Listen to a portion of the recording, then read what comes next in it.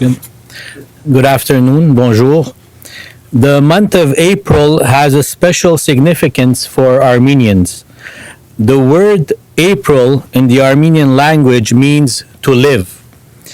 En 2015, la Chambre des communes a passé la motion M587 désignant le mois d'avril, mois de la commémoration, de la condamnation et de la prévention des génocides.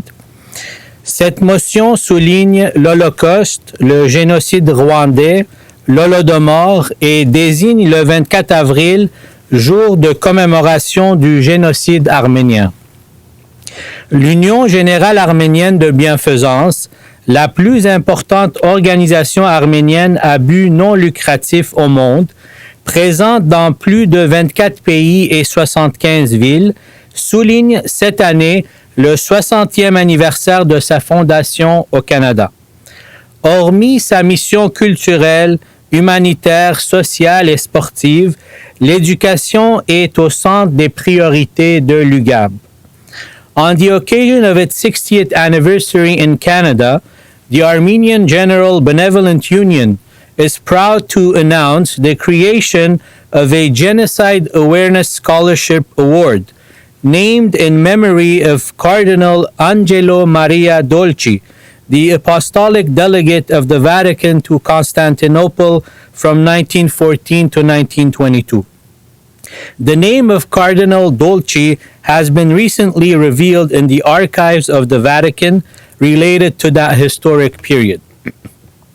À l'occasion de son 60e anniversaire, l'Union générale arménienne de bienfaisance est fière d'annoncer une bourse d'études pour la sensibilisation et la prévention des génocides, nommée à la mémoire du cardinal Angelo Maria Dolci, le délégué du Vatican à Constantinople entre 1914 et 1922. Son nom fut récemment révélé lors de l'ouverture des archives du Vatican en lien à cette période historique. Thanks to the exceptional efforts of Cardinal Dolci in raising awareness about the atrocities committed towards the Armenian population, the Vatican made attempts to pressure the Ottoman authorities to stop the massacres of the Armenians. Avec cette bourse d'études, nous voulons célébrer le courage du cardinal Dolci qui a tenté par tous les moyens de faire cesser ce crime contre l'humanité connu aujourd'hui comme le premier génocide du XXe siècle. I am happy that we have with us today MP Harold Albrecht, and I would like to invite MP Garnett Genuis, co-chair of the Canada Holy See Parliamentary Friendship Group, and followed by MP Arnold Chan, chair of the Canada-Armenia Parliamentary Friendship Group. Thank you. Thank you very much.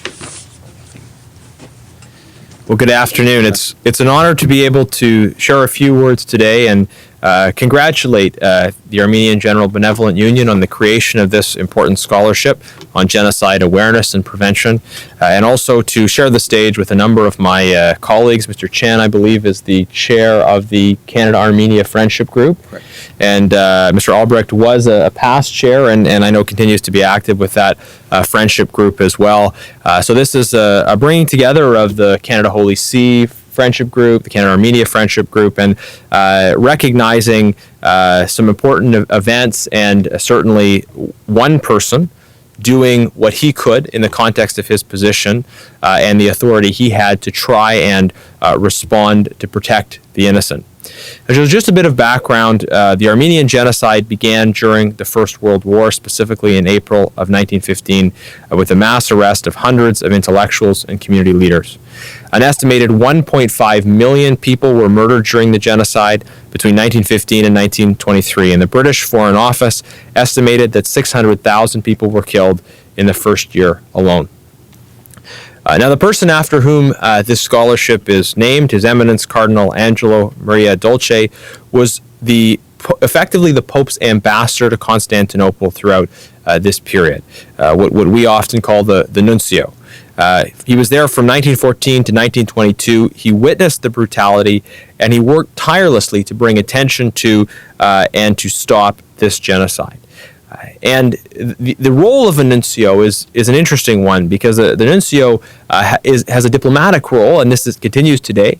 The nuncio is the Pope's representative in a particular country. They have a diplomatic role, but they also have a role in terms of relationship to the church. And so they're often at that intersection of being able to have a very strong appreciation of what's happening on the ground, but also a strong connection to the international community. So he was able to use that position to really try and push these issues forward. And we honor the courage of someone like him and the work he did as we seek to bring awareness to past genocides. And we do so with a recognition that our acknowledgement of past genocides and our remembrance of them has an impact on the present and the future. My grandmother was a Holocaust survivor. She was part Jewish and living in Germany during the Second World War. And there is an important connection between the different genocides that took place throughout the 20th century. Most obvious in a comment that Hitler made to his generals when he was outlining his terrible plans of mass genocide. He said, who after all speaks today of the annihilation of the Armenians? It was the lack of historic memory that existed at that time that he felt made it easier to go forward with his diabolical plan. So the recognition of genocides in the past, of the Armenian genocide in particular, the remembrance, and also the honoring of those who were courageous enough to fight back is important in the present and in the future as we seek to save lives threatened by genocide today.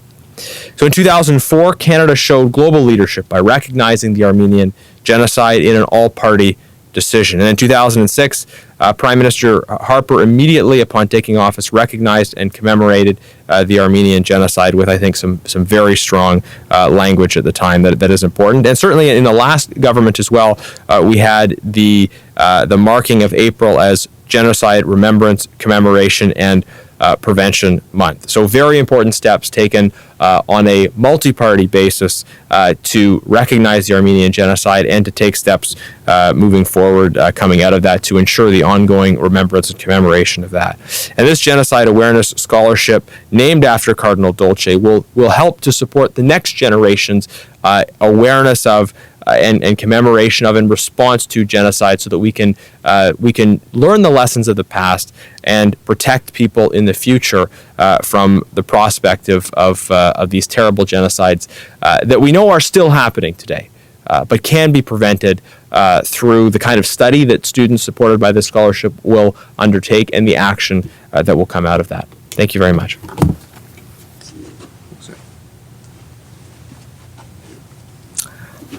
Ladies and gentlemen, it is also a pleasure for me to join my colleagues. First of all, congratulations to Shaheen and Hagop and the Armenian General Benevolent Union for bringing forth this important scholarship today on the 60th anniversary of the founding of your union. And of course, as we're approaching the 102nd anniversary of the Armenian Genocide that took place starting in 1915, as Garnett has so appropriately noted in his remarks. We also on the government side, and as he noted, really it's an all-party perspective, very much recognize the importance of education and of making sure that future generations understand the consequences of not learning from our past.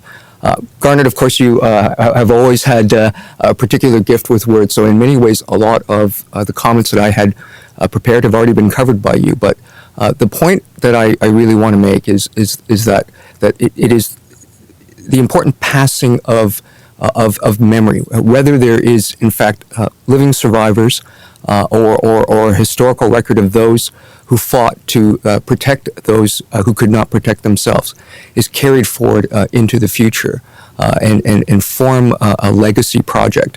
And this contribution as well through this particular scholarship will also contribute to this effort.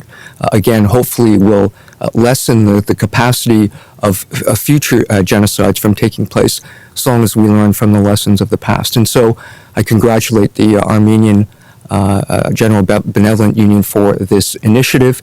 It is among many contributions that the Armenian Canadian community are doing here in Canada, whether it's in collaboration with the Canadian Human Rights Museum in Winnipeg, through another important project that they've done in terms of preserving the memory and the archive of work that has been done by other individuals who have worked tirelessly to preserve this history that, of course, has been suppressed by others, and the only way that we can make sure that this history continues to live is through this important work. So congratulations to all those who have participated. This is important work to prevent genocides in the future. Thank you.